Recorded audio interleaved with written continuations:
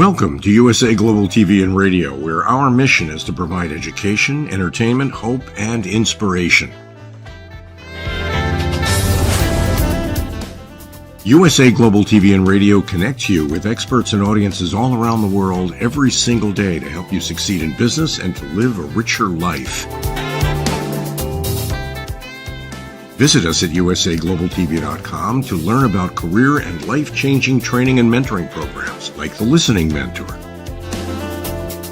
Subscribe to our newsletter to stay informed about our special programs and offers.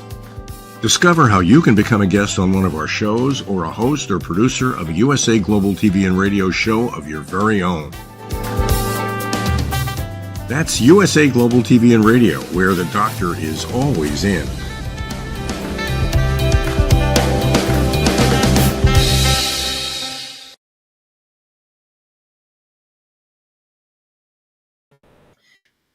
Good evening, good morning, or good afternoon, depending on where you're listening or tuning in from. My name is JosefStetter, and I am the Resume Whisperer and Corporate Culturist.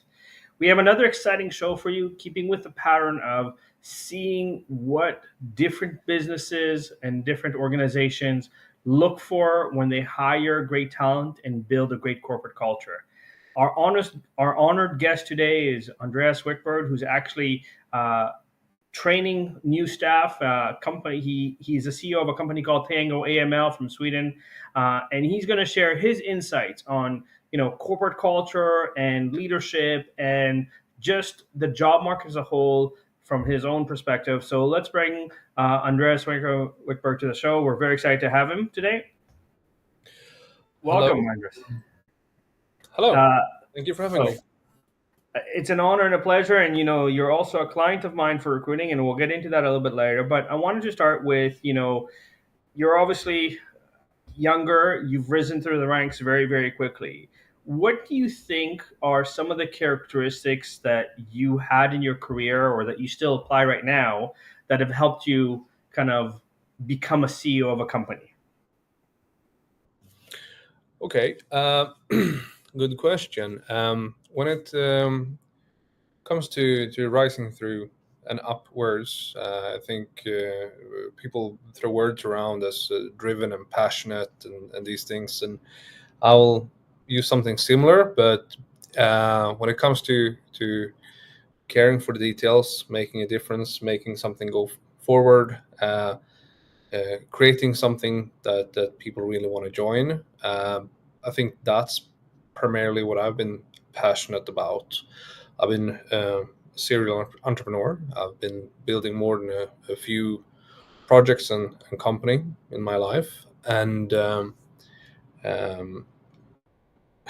all of them, what they have together is that I think it doesn't really matter what type of product it is. I was passionate about the road to get there, wherever there was, different company, different goal. Okay, perfect. So you talked about a little bit of passion, and the kind of average. But what would you say you did beyond others around you to get noticed, stand out, and then get promoted and become CEO, for example? Beside the fact that you were an entrepreneur, which you need, but what are some of the things that you did on the regular to implement in your routine to basically help you get noticed and get promoted faster? Absolutely. First, I dared to ask for it. That, I think, is, you mentioned it perfectly. You have a routine when you want to go places. I jokingly say sometimes when I've been a part of creating businesses and these things, I've been unlucky enough to get the CEO seat because it is usually a seat with a lot of responsibility, around the clock, being on call, especially in small companies. When they start growing, becoming bigger, like the organization I belong to today, that kind of stops a little bit. But otherwise, hunting for growth, wanting to grow, and wanting to grow my colleagues. You can never build an organization of any sort or any kind if you don't have the right people with you. They need to be self-sufficient.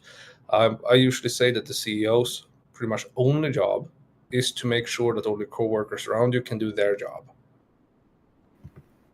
I absolutely love that, and I couldn't agree with you more. And I think there's an adage that says the higher you go, the less day to day, you're more kind of here's the strategy, here's the vision, have the ability to communicate that, and then hire brilliant people around you to do what they do better than what you could do it, kind of thing, which I love. And I think that's a great transition. So tell us a little bit what Tango AML is, first of all, and what services they offer, because you're expanding into the North American market right now. So this will be an opportunity to kind of promote a little bit the business and the services that you offer.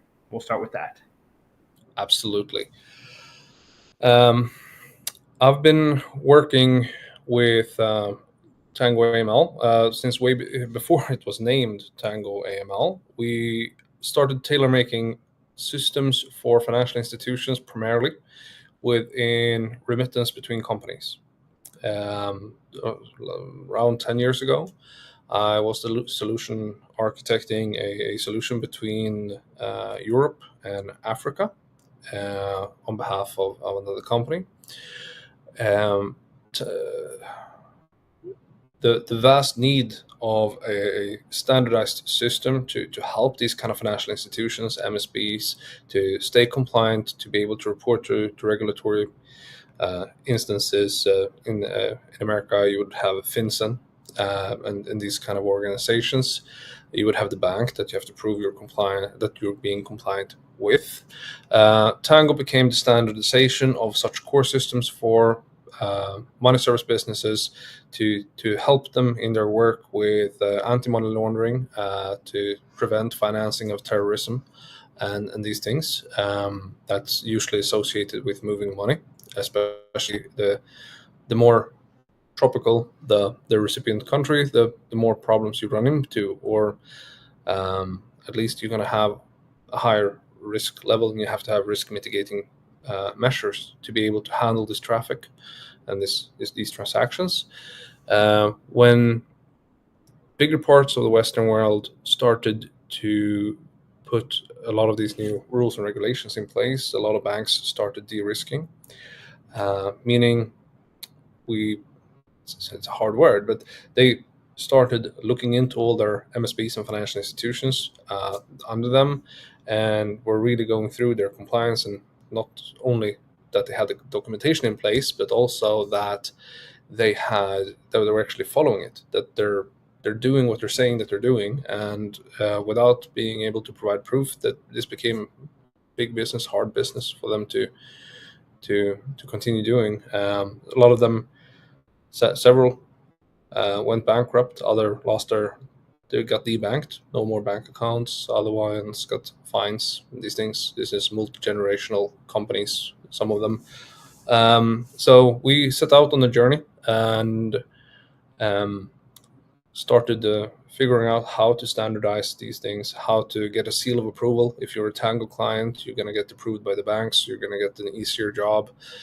All the reporting to FinCEN, all of these things is in the core system. Most companies today have 5 systems, but there's a lot of must-haves, and those must-haves can be consolidated into one. So I'm in Fintech, finance, and technology, that magic thing. Excellent. And again, for simpler English, basically you help banks avoid getting fined for compliance and regulatory affairs, because I know in North America, Wells Fargo's just got nailed with about $300 million in fines, and TD Bank got nailed with $150 million. It's a Canadian brand that's very popular in the US as well. So basically you kind of tell the CEOs of banks or the executive teams that you do the dirty work that sometimes they don't do as efficiently, in essence, right? Because I know it's the know your client, know your business, know your investors, where you do all the due diligence to check that the ID, the signatures, the signing officers are all there. And especially when you're dealing with so many third parties, sometimes the paper trail doesn't exist. And so Tango kind of solves that problem. Great. So Tango has about 40 to 60 people roughly, kind of globally right now working. So as a CEO and as someone that has a team of 40 to 60 people, what would you say are things that you look for when not only hiring your leadership team, but bringing people to the company or having them join the company? Like, what are the things that are important to you? So we're a little bit complex as an organization. We belong to like a group of small companies, being both the financial institution and the Tango, which just makes this staffing and co-working things even more complex, because you have pretty much uh, groups of specialists on each area within the company. What I'm looking for when it comes to management people, um, what I'm looking for, well, first you don't always have to be the absolute specialist within the field. Um, you should know the field. You should be well educated. And these things. But I'm looking for someone with a drive, and maybe not only motivated by the financial part of having a job. People that want to do something. So some of the projects and the companies that I've been choosing myself to be a part of is that when we do this work, we can really help people. It can be anything from helping the entrepreneur that owns the small bank or the financial institution, non-service business, or whatever what it might ever be, uh, to what they're actually doing. They're creating a competitive market.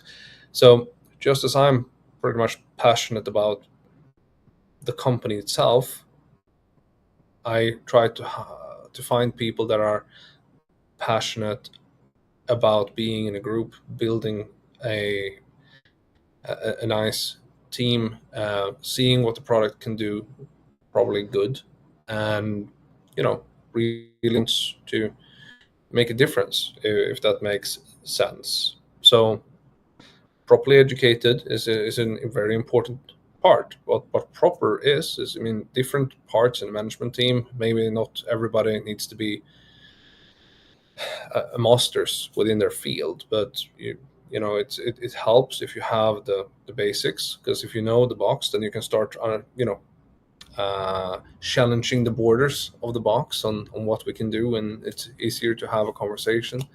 um, in a lot of industries, you'd also find that important is very important. The education is very important, but experience might weigh heavier. And how people like attack problems is hopefully one of the things that we all look most for, because that's what we learn everyday life, right? Look, at the end of the day, and this is, I think, the world that going to experience for the next 25, 50 years, with AI kicking in and automating and simplifying things, the humans that are doing the job need to make sure that it's not the bare minimum. It's not just AI told me to do this and here's a solution I'm going to do. It's actually, you know, talking to people. It's actually engaging. It's actually solving solutions that are not the everyday solutions, because you need to maybe do a backdoor, especially with technology where, sometimes, especially in banks, there's so many restrictions and layers of restrictions that you need. Like, I've worked in banks, so on the entry level jobs, but I understand the levels of security clearance that are there. So what are some of the things that Tango does to create a culture where, not only the passion is demonstrated, but also the people are celebrated and people are excited they're part of this team? You alluded to some of it earlier in terms of the passion itself, but how does, outside of the monetary compensation, what are some of the things that, as a company, Tango does to show that they appreciate their people? Oh, plenty. I mean, first of all, this might sound weird, but we decided that regardless of where you work for us in the world, you're following a Swedish standard.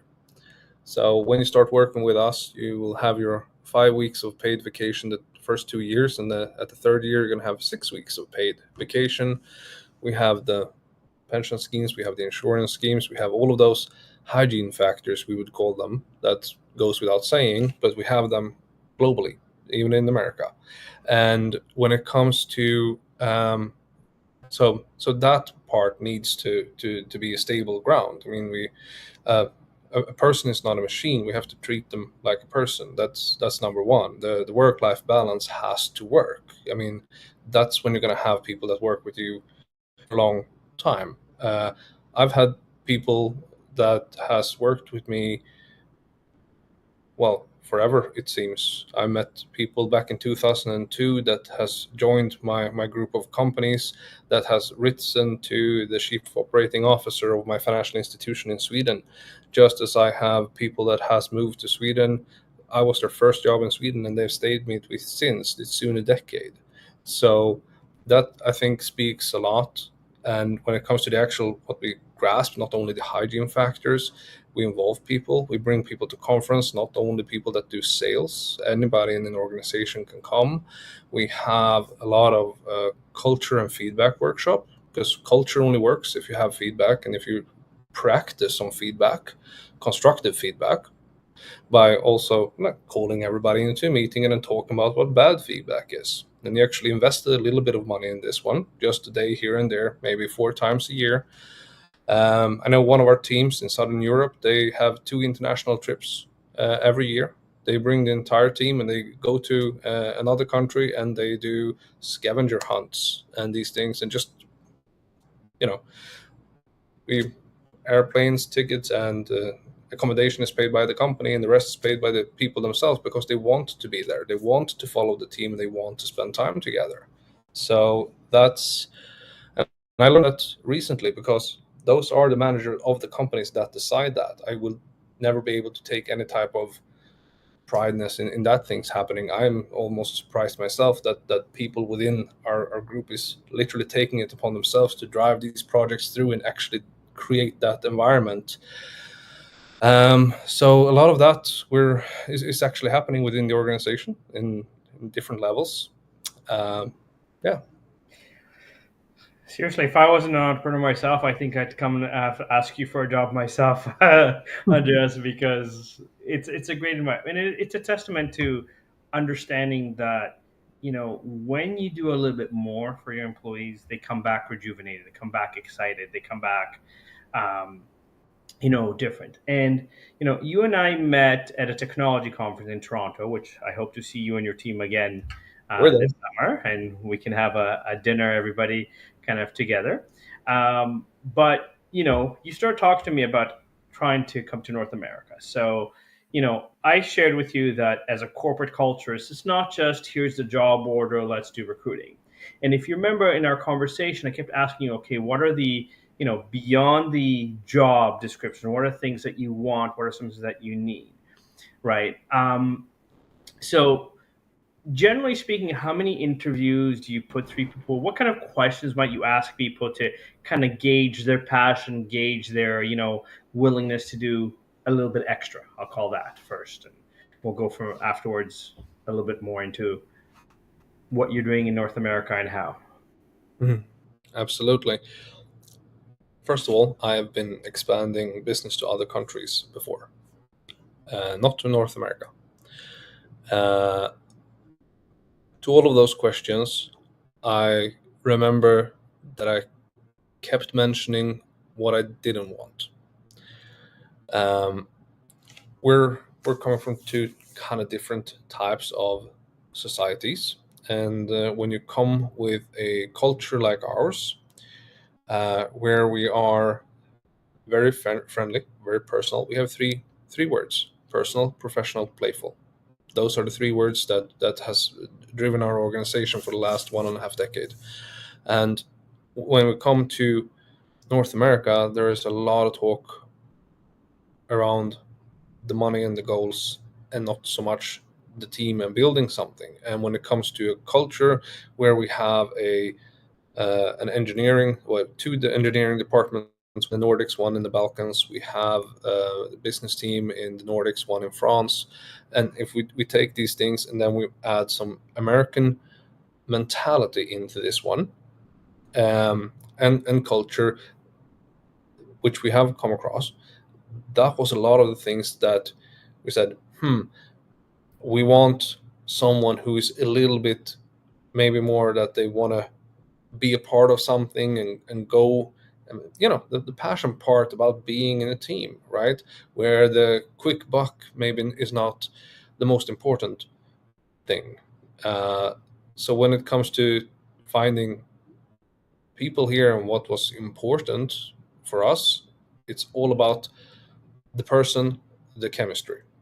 I mean, I can name a lot of high-level skills. I mean, we do have a role description of everybody, so we know we're hiring people within the right field without the right skill set. But the person is everything for us, because we're going to work with these people for hopefully many, many years. Right. And this is kind of how we started, where we started having a lot of conversation where I told you, to me, it's about the long-term relationship, and it's really understanding the core of your business. And, when you asked me to find the two people for you, one being kind of a business development and one a relationship manager, I think I looked at 1,000 LinkedIn profiles. I narrowed it down to my favorite 100. I interviewed about 30, and then I sent you 8. And one of the things that I try to implement is to do personality assessments to give you a little bit more insights in that.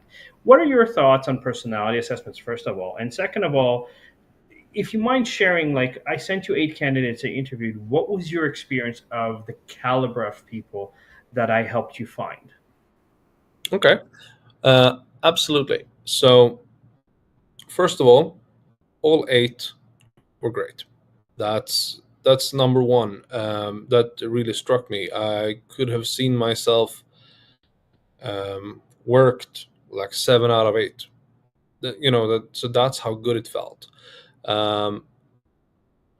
So personality-wise, I studied actually those personality reports before meeting the person. I had a conversation with my operating officer of Tango. Her name is Elena.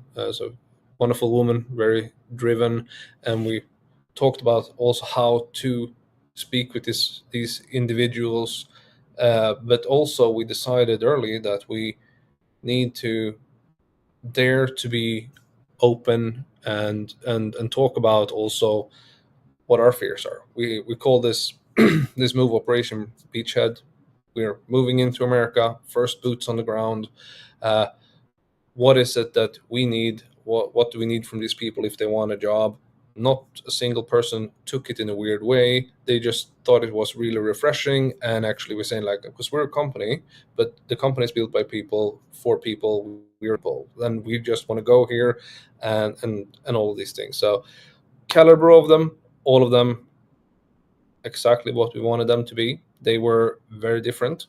And when it comes to having so much different individuals that we can talk to, is also very easy to see where the best fit is. So our top one candidates for the VP of Business Development and the top one candidate for VP of Customer Success, both of them said yes.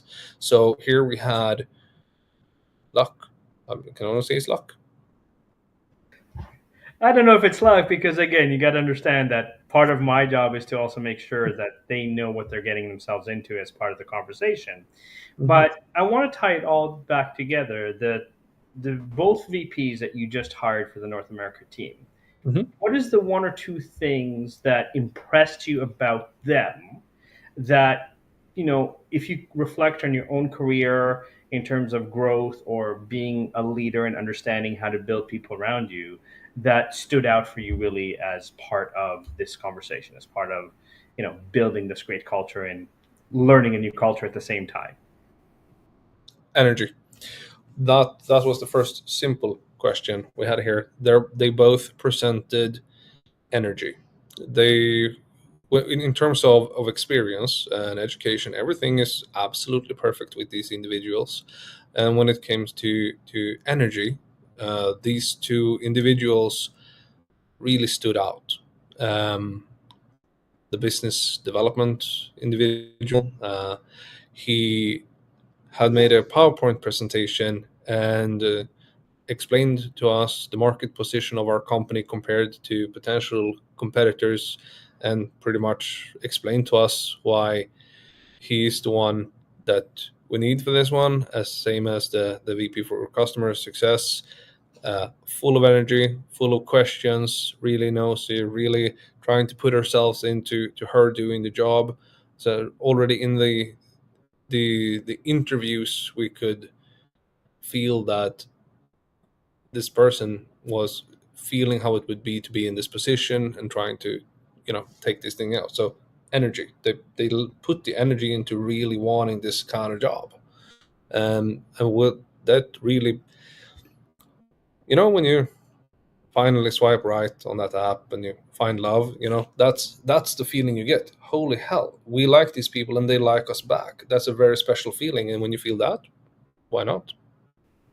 I love that analogy. I use dating analogies all the time when I talk about that, and I agree with you. And here's the one thing that I want to point out to the listeners as a whole: it's not the most educated, it's not the most experienced, it's not the one with the most designations. Because I know that in the 8 that I sent you, some of them were lawyers, some of them had multiple designations in it. Um, and yes, as you said, they were very good at what they do and what they know, but that energy level is so important. And I don't think enough people in the world understand that it's not just come to the interview and just try to answer the questions. And I find that a lot of, let's say, coaches that teach how to interview try to teach you to memorize word for word what you need to say. And to me, that's very obvious when somebody is speaking from memorization rather than from the heart. And that's great. And you know what? I think that's a big thing for you, because you mentioned that different groups do different activities. Since you're also a client and I've had multiple conversations for you, I know that you enjoy hunting. Have you ever taken any of your team to come hunting with you from time to Absolutely. time? Absolutely. Okay. So, as a leader and now, expanding to the North American market, um, what would if you were to mentor somebody who's trying to make it in fintech or banking or technology as a whole, what would you tell them to focus on in terms of their growth, their development, and as a whole, entering this industry? Yeah. Oh, we have to remember that right now, the second quarter of 2024 have just begun. We have had a little bit of a steel bath in this line of industry. A lot of big companies has been firing. We have had a carnage in America with the large banks and financial institutions being a little bit burned, not really being on top of things. Venture capital harder than ever to get. So starting up a fintech company today from scratch is going to be a little bit harder than it was 3 years ago. And don't I'm going to go back to how I spoke with young entrepreneurs after the financial crisis. Don't buy that fancy printer, too big of an office, a too fancy car, and don't hire too much staff. Immediately hire the right staff, because if you get a good core team going, I when I have created companies, especially some Tango and one other called Lucius, they're born right in the just before COVID, and then war in Europe. We have inflation, interests, all of these things happening to us. Um, I created the companies and I kept them at the staff I needed, but I kept it at the right staff. I have a brilliant dev teams within these companies. I have a brilliant team of managers and these things, and I keep adding brilliant people. That is the key, and I think I've succeeded very well. I've also failed. Yeah, we all have, but succeeded very well now in Tango. So that's and that I think speaks a lot, because the right persons, they will lift the mountain if they're asked to, and sometimes that's exactly what's necessary.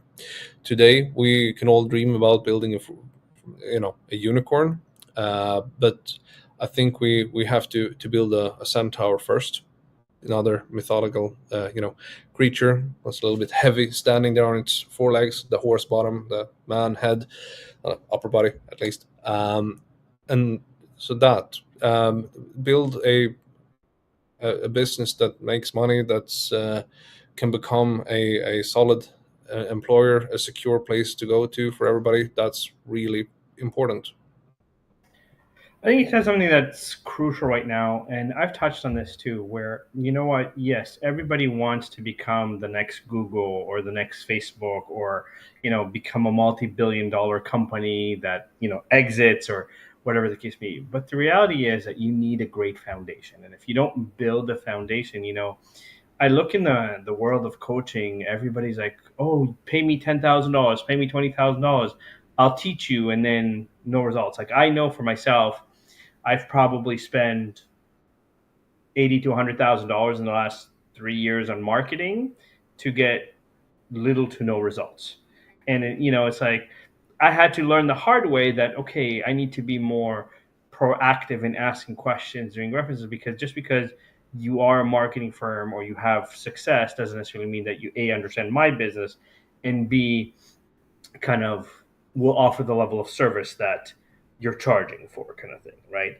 And I think in the banking industry, from my own experiences, it's so focused on the bottom line in North America that, like, I jokingly say I'll never work in a bank again unless somebody pays me $1 million to be like the VP of people, where I can change the way that they treat people. Because my experience of working in a bank was that I think I would get better treatment in prison than I would at the bank, right? Whereas in obviously some of the people that you know, the two people that you just hired too, they have built a career in bank and they have had a different experience because they were focused on, let me get the results here, or let me prove to you that this is. And I think this is something that more companies, and especially banking, maybe insurance as well, needs to go back to. Like, Napoleon Hill, when he talks about, go the extra mile, do the customer service first, and the money will come. When you listen to your customers, it's not just fees, fees, fees. It's, here's services. And I could tell you, like, Canadian banks right now, like some of them, like, you know, offices close at 3 p.m. I'm like, most people work. They can't come by 3 p.m. to the office. And so the fact that I know this bank opens on Saturdays or this bank is open till 8 o'clock at night, I choose that even if the fees are slightly higher because I have access, you know. And I think that's very, very important. And so why don't you tell, like, I mean, I think we've flashed it before, but if there are people in the banking world that are, in leadership that are being affected by all this lack of compliance and want to have a conversation with you or with the team in North America, is there an email that you want to share, or is there just go to the website, fill out a form? Let's go back so that you get a little bit another chance to kind of tell us a little bit about Tango AML and how it can serve the North American market. Okay. So our, let's call it the real basis of who we're looking for is the founders, CEOs, leadership teams of small MSBs, financial institutions. For our KYC product, anybody that can is a buy alone, standalone products. And when it comes to, if you talk about the banks of America, the bigger ones, the ones that sponsors other financial institutions, and especially the guys that is actively sitting and talking about how to maybe even debank some of their financial institutions. Those kind of institutions that instead of throwing in the towel, instead of going bankrupt, that comes to Tango and get to meet my awesome new staff here in North America. These financial institutions, we can lock the compliance processes in place. We can see to it that the staff of the financial institution can't deviate from set rules and processes and these things, so we can start trusting the data that comes in and these things, like hitting the core reason as to why we have an issue in the first place and why this is high risk business, because the risk scoring rating and all these things is not stored, audit trailed, and fixed. So that's usually the pain point that we hit the most. For the entrepreneurs, we help them with systems, and we have really good packages set up for them to get going with us, or passport from other systems. When it comes to the banks, you can politely ask them to get their stuff in order, and we would be very, very happy to be mentioned as an option. When it comes to how to get in contact with us, it's our tangoaml.com website. We have an info address, info@tangoaml.com. Or if you somehow thought that I was an interesting individual and maybe want to talk about something I have mentioned during this show, my name is Andreas.WICKBERG@tangoaml.com, and you feel free to send me an email. I'd appreciate it. Perfect. So we got a couple minutes in final thoughts. So again, I want to emphasize to the listeners, to the audience, that, first of all, have passion, show your energy, and go the extra mile. Don't do the bare minimum. That has become a standard, and that is ruining corporations, because the more it's about, I'll just do the bare minimum to do my job, the less, or the more, especially now, people are looking online, people are checking you out. So make sure that you're taking care of your people, because if they're happy, they'll find solutions for you. Andreas, any final thoughts, any ideas? We got a couple minutes before we kind of wrap things up. No, you're right. Those are the things that I really went with in finding first boots, senior staff on the ground to start the journey with us here in America. And there, I mean, if you look on the internet, there's that whole "what are you getting paid or not?" And we're not talking about VP positions here. We're talking about the everyday life, and sometimes it's okay to prove that you want to take the next step. And if you have a good manager, a good boss, which I think everybody on the CEO seat is trying to teach their management and middle management to try to recognize the talent and recognize the passion and even loyalty in these things, and really promote that and see to it, because otherwise that job hunting and jumping between seats every 3 months or 6 months and these things, it doesn't really, there has to become an option on the market, I think, where staying with the company is actually more valuable than changing and switching job. So, but you have to find the right guy. Couldn't agree more. Sadly, organizations don't understand that it costs them between $100,000 to $180,000 a month to lose really great people, right? And if you build your team and you support them and you give them opportunities for ideas, it's all the difference. Andreas, it's been a pleasure. I look forward to helping you grow in North America. You and I are going to connect a little bit. I'm going to send you a Zoom invite. I have a couple things to talk to you about. But again, reach out to me, JosefStetter, the Resume Whisperer Corporate Culturist. I'm here to help you, whether it's an individual or corporation. Have a beautiful evening, morning, or afternoon, depending on where you're listening from. And thank you again for tuning in.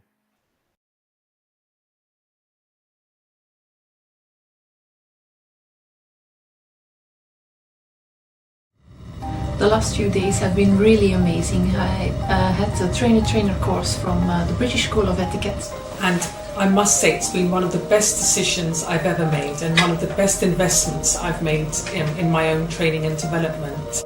Now, words alone will not describe the transformation and the positive path that I have traveled with the British School of Etiquette.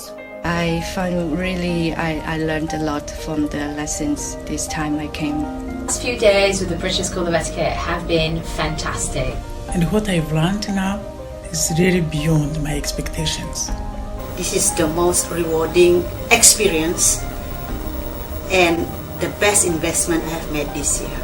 It was just great. I learned so much, and when I go back to Belgium, I will incorporate a lot of it into my day-to-day life and business. It's been absolutely wonderful for the whole week that we were here. I feel transformed, and I feel like blowing a trumpet and tell people, come and do this school. This class is the best. This is the best school ever.